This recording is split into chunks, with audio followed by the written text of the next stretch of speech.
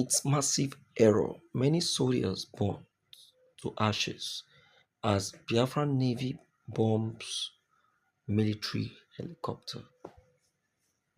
Hmm, no be small matter. My people, I dey greet una well anywhere una dey listen to us through this very channel, Shena Niger, Sokoto, Shena Obodo Yibo. Anywhere wey una dey, we dey salute una well. I wan appreciate una for the patience wey una still dey get to dey listen to us. I thank una so much.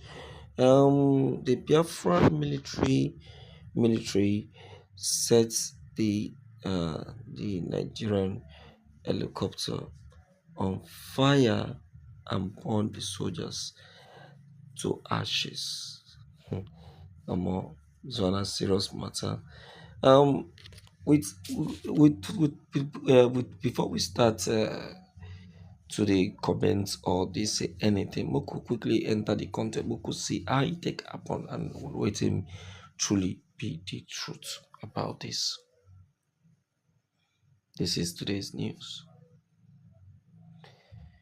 In a recent online post shared on X, formerly Twitter, Simon Ekman, a self-proclaimed Prime Minister of the Biafran Republic government in exile, stirred controversy with his shocking revelation regarding an alleged incident involving the Biafran Navy.